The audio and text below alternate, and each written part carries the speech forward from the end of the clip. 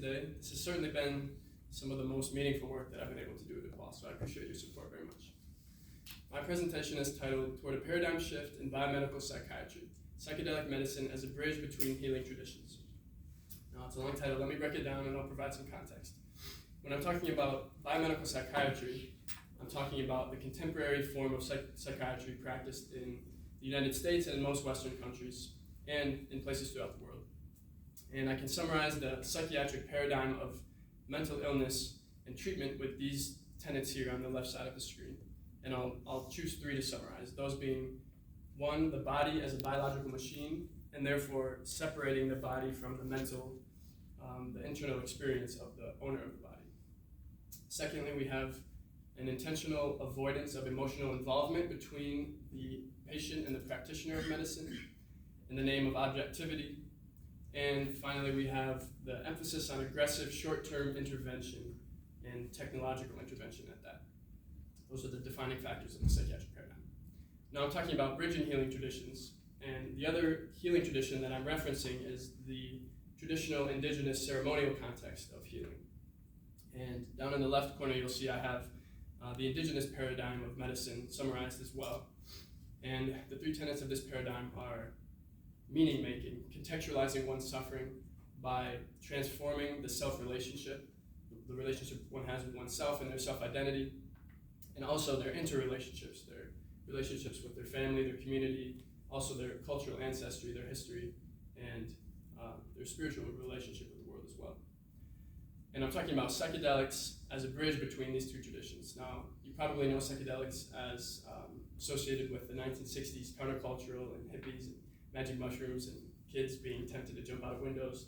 But we're talking about psychedelics in the medicinal context because in the last 2 decades, psychedelics have become increasingly researched in biomedical science for their treatment of depression and PTSD and anxiety. And also because indigenous ceremonial medicine has used psychedelics for thousands of years in their context of medicine. So in order to understand how psychedelics might be incorporated into the biomedical tradition, I looked at and I interviewed 5 people who had experience with using psychedelics in the medicinal context in order to heal from a traumatic experience that they had experienced in their lives, and what it might look like to integrate these two contexts of medicine. So let me tell you one of those stories so you get a feel for the personal transformation that is at the heart of this project and at the heart of medicine too. Evie is a 30-year-old woman, she's in her mid-30s, from the Midwestern United States. And when she was about 31, Evie was diagnosed with autism. But she suffered the symptoms of autism throughout her entire childhood. And those included severe social anxiety and disconnect from her peers and her family members. And this led to a very strong depression at a young age, depression and anxiety. And eventually Evie began self-harming and eventually developed a very severe eating disorder, anorexia. Now, between middle school and her early 20s, Evie was hospitalized in a psychiatric unit 5 times for her reoccurring eating disorder behavior and self-starvation and on the brink of starvation. In this time period, Evie experienced all of the forms of biomedical treatment that were available to her, including pharmaceuticals and psychotherapy as well. Now, Evie had a sort of love-hate relationship with all of this treatment. In some cases, like her psychotherapist, for example, she described as being absolutely crucial in saving her life and allowing her to verbalize her suffering and start to pinpoint some of the source of her suffering. And pharmaceuticals as well were very crucial in stabilizing Evie, at her most vulnerable points. But on the other hand, some pharmaceuticals like Zoloft, for instance, which is an antidepressant that Evie was prescribed to at 14, she credit Zoloft with actually causing her to spiral into a suicide attempt because of the way that it destabilized her emotions so drastically. Now, in her mid-20s is when Evie started to look for alternatives after experiencing all of these biomedical treatments, and she came to psychedelics. She had 2 really profound experiences. One was in high school with a group of her friends. They took ecstasy or MDMA together at a sleepover with each other. And ecstasy is commonly known as a party drug, a club drug. But interestingly, it's being used in research with veterans with post-traumatic stress disorder to use in conjunction with psychotherapy to help them process traumatic experience. And that's the way that Evie and her friends used MDMA, was a sort of group therapy session with each other. And Evie describes that experience as the first time in her life where she was finally able to actually connect with her friends and feel empathy and understand their own perspectives and their vulnerabilities. And from that point on, she used that experience to guide the way that she relates to people in her life. And secondly, Evie participated in an ayahuasca ceremony a few years later. Ayahuasca is a really, really powerful psychedelic compound from the Amazon rainforest. It's a mixture of plants that are boiled down into a drink, and is traditionally used in indigenous ceremonies, religious ceremonies. Now, Evie and her close group of friends, they met an ex-psychiatrist who left psychiatry to live with the Shipibo people in the Amazon rainforest to understand and to learn how they hold these ceremonies with ayahuasca, and came back to the US to hold these ceremonies for people in the United States. So Evie took part in one of these ceremonies, and the experiences of the ceremony are pretty profound and hard to fit into a 15-minute presentation. The experience on ayahuasca is extremely physically and emotionally challenging.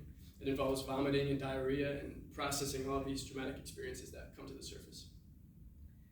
And it lasts for an entire night. But in this experience, Evie was adamant that she experienced a point and moment of healing where she knew from that point on she was no longer going to suffer from her eating disorder, the way that she had been able to rearrange her self-identity and her understanding of her past relationship with eating disorder, and the way that she could move forward and change her relationships with herself and with other people, which, if you'll remember, is directly in line with the indigenous conception of what it means to heal, which involves meaning-making and identity and interrelationships.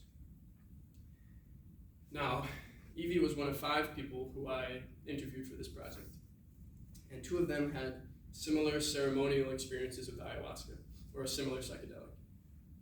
Zach was one person who did not take psychedelics in ceremony, but Zach takes psychedelics to heal his traumatic experience, sort of in a discipline throughout his life. Every few months he takes psychedelics as a sort of check-in with himself, and takes notes and has a sort of internal psychotherapeutic session with himself.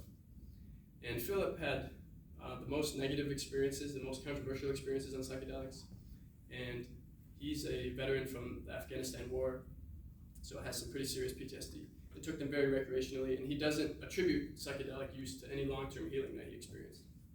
But if I step back and look at all 5 of these people together, the 2 themes that connected their interviews were, to start with, the existential frameworks that they all developed following their experiences with psychedelics.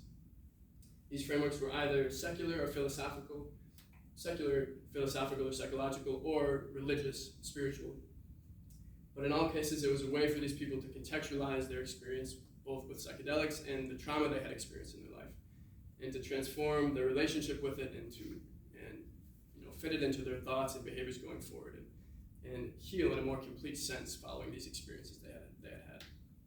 Secondly, is the complementarity of biomedical treatment and psychedelic experience that all of these people described. 4 of them, besides Philip, all either had pharmaceutical treatments or psychotherapeutic treatment, or both, some combination of both. And they all describe those experiences as absolutely crucial in their healing process to stabilize them at their most vulnerable moments, their most unstable moments emotionally and physically. But beyond that point of stabilization, biomedical treatments like pharmaceuticals did more harm than good by numbing their emotions and not allowing them to move forward in their life and become independent of the reoccurring biomedical treatment. And that's when they turned to psychedelics. So when we think about these 2 overarching themes, they suggested a revised psychiatric paradigm of mental illness treatment, where the standard psychiatric treatment, which is again described by these tenets on the left side, is relegated to the short-term acute stage of treatment. And in the long term, this sort of psychedelic healing experience takes the main stage, where people turn to focus on what their suffering means in their life and how to contextualize the experience, and how they can transform their relationship with themselves and with the people around them based on their experiences. And that would be a combination of the psychiatric paradigm and the indigenous conception of healing. And now, we have to step back all the way and think about what it would mean to bridge these two traditions and the potential for this bridge between psychiatry and indigenous healing with psychedelics as the mediator. Because my research also made it pretty clear that within the current psychiatric paradigm, there's an existing framework that would allow psychedelics to be incorporated pretty feasibly without acknowledging the indigenous history and this alternate conception of mental illness and psychedelic healing. And that, I believe, is the biggest pitfall in this so-called psychedelic renaissance of psychiatric research today. Because this is an opportunity to bridge two different conceptions of healing, and it would be a shame and a huge loss to maintain the current psychiatric paradigm with its shortcomings and not acknowledge this history. And in fact, it would be an example of what Dr. Suso Santos, a sociologist from South America, termed epistemicide, which is the colonial destruction of knowledge systems belonging to indigenous communities. And this is the threat of the current psychiatric paradigm, because it's an opportunity for this cycle to be perpetuated, this epistemicide, intentional destruction of indigenous knowledge and ways of life. And it's also an opportunity for this cycle to be broken and for the Biomedical Institution to take responsibility and acknowledge this opportunity to not only adopt psychedelics, but to do it in a way that creates a reciprocal relationship between indigenous communities and the psychiatric community. Here's another quote from Dr. Santos. The understanding of the world far exceeds the Western understanding of the world. The diversity of the world encompasses very distinct modes of being, thinking, and feeling, ways of conceiving time and the relations among human beings and between humans and non-humans, ways of facing the past and the future and of collectively organizing life. This immensity of alternatives of life, conviviality, and interaction with the world is largely wasted because the theories and concepts developed in the global north and employed in the academic world do not identify such alternatives. And it is this opportunity that will be potentially wasted if the psychiatric community does not acknowledge their responsibility to empower indigenous communities and create a reciprocal relationship, what Dr. Santos calls intercultural translation between these two communities. And that is the takeaway that I would like you all to have from this project. Psychedelics have profound potential for healing on the individual level, which was illustrated by these interviews. But if the psychiatric community is willing to take this responsibility and create reciprocal intercultural communication relationships, then psychedelic medicine also offers profound potential for healing on the sociocultural level as well.